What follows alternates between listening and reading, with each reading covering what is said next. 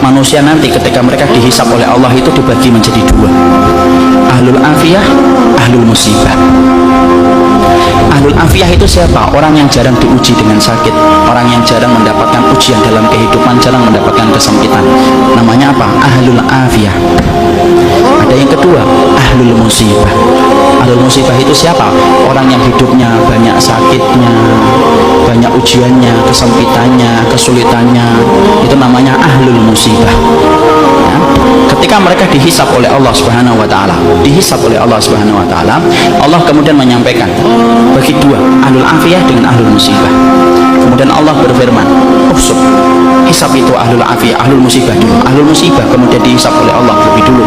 Para malaikat menghitung satu persatu perbuatannya dan menghitung bagaimana ujian yang dia rasakan dalam hidup ketika bersabar.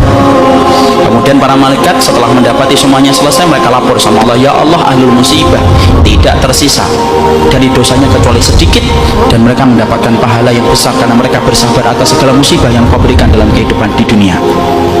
Antum tahu? Allah kemudian berfirman, "Utuhum salasa." Kasih mereka tiga perkara: khairan, manzilah, dan afiyah. Khairan, beri mereka kebaikan. Kebaikan kalau di akhirat apa? Surga. Beri mereka yang kedua, manzilah. Manzilah itu apa? Tempat yang paling tinggi di surga. Tempat itu tidak bisa diperoleh dengan sholat, tempat itu tidak bisa diperoleh dengan sedekah, tempat itu tidak bisa diperoleh dengan haji dan umrah. Tempat itu hanya bisa diperoleh bagi orang yang mereka diuji oleh Allah dalam hidupnya dan dia bersabar. Dan yang ketiga, afiyah, kasih mereka kekuatan untuk menggantikan kekuatan yang aku ambil ketika aku menimpakan musibah kepada mereka. Maka ketika mereka dinaikkan ke tempat yang tinggi, ahlul afiyah, sebelum dihisab mereka mendongakkan kepala saking tingginya mereka.